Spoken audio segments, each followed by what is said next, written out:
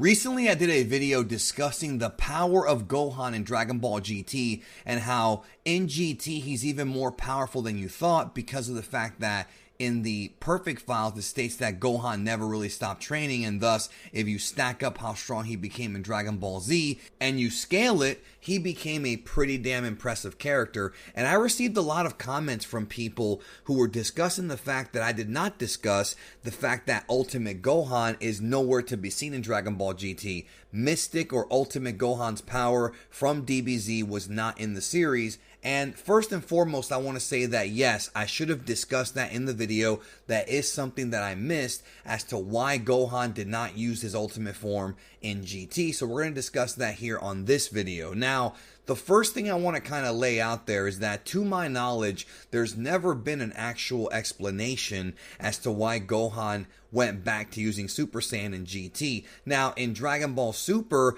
there was an explanation, and I did a whole video on it called Ultimate Gohan Explained, where I went into detail about how it worked with Dragon Ball Super. And when I say Dragon Ball Super, I'm also including Battle of Gods and Resurrection F, both the arcs and the movies. You know, even though those aren't Dragon Ball Super, the movie versions, they were just Dragon Ball Z, Battle of Gods, and Resurrection F, it's still part of the Dragon Ball Renaissance and still part of the new Dragon Ball stuff, so I figure I'm grouping it all together. So that video is one to watch. But with Dragon Ball GT, I've always had a different idea of how Ultimate Gohan worked, or Mystic Gohan, whatever you want to call him. Ultimate is the more official way of calling him in Dragon Ball GT, and when you dissect everything, you come to find out that in a way it supports the argument that Chuck and I had about how strong he was in our original video. Now, I have to, of course, remind everybody that Dragon Ball GT, when it comes to Toriyama's involvement, is very minimal.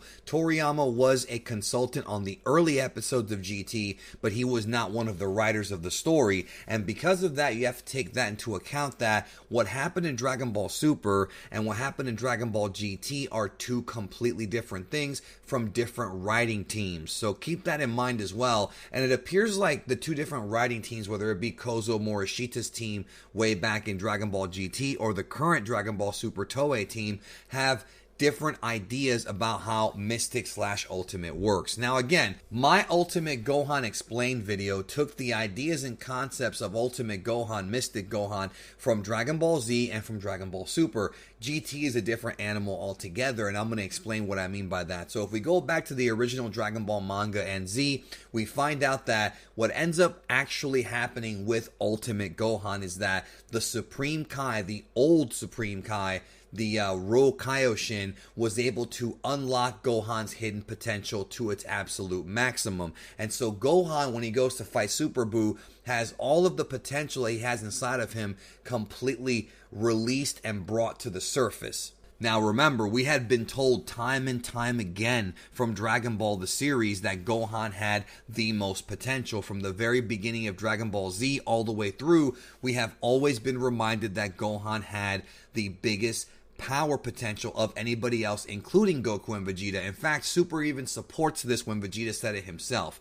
That being said, when his power gets unlocked, he's able to achieve something that is just beyond capability, which is why he was able to do so well against Super Buu without even needing to fuse or anything like that. So understand that Ultimate Gohan, or the ultimate power, is not a transformation based on the original manga. Obviously, Super changed that and sort of gave us direction as far as what it actually is, but in the original manga, it's not stated to be a transformation. It's just Gohan's natural state of being after the Supreme Kai does his little enchantment. And because of that, the Supreme Kai tells Gohan, there is no need for you to transform into Super Saiyan. Now, there's no actual explanation as to why. A lot of it has to do with theories that it would be a strain on his body and things of that nature, but that's all theoretical. Gohan just doesn't need to transform because he is at his all-power state right now.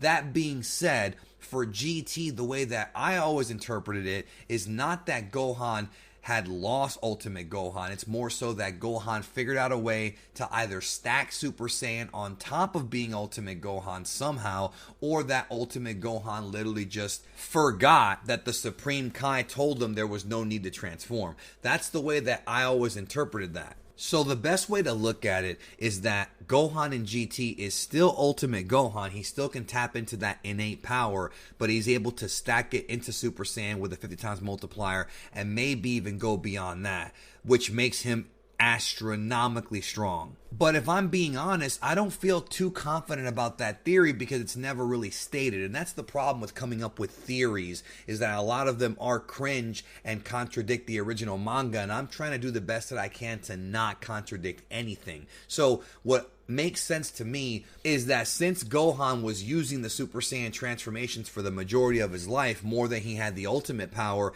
it just made more sense to me that he would go back to that. It's almost like he instinctively would transform into Super Saiyan, forgetting what the Supreme Kai told him. And because of that, and based on what the GT Perfect files say, the authentic guidebooks, it does seem like Gohan is more powerful. Obviously, if you look at it just on a surface level, it doesn't seem that way because, hey, Ultimate Gohan's the strongest Gohan, and Dragon Ball Super kind of explained how Ultimate Gohan works more than Z did.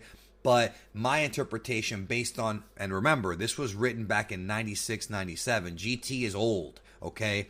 My interpretation of it is more so that this Gohan is still Ultimate, but also able to do Super Saiyan. Almost like he forgot what the old Kai told him, because when you get your power unlocked, folks, you can't really undo that from my understanding, especially when it comes from a literal god. So what we have here is either a contradiction with the Perfect Files, or the explanation that I just told you makes the most sense in my opinion. If you agree with me, that's great. If you don't, that's okay too. I'm not going to die on this hill because this is one of those situations where a theory and headcanon has to fill in the gaps because we're not explicitly told why Gohan does not tap into ultimate power, other than the fact that we just have to assume that he did, and also could be a Super Saiyan because it was never said that he could never do Super Saiyan again. They never said that. Remember that. Anyways, think on it. Leave a comment. Let me know what you think. I'm curious to hear your thoughts. Thank you as always for watching, and I hope you have a great rest of your day.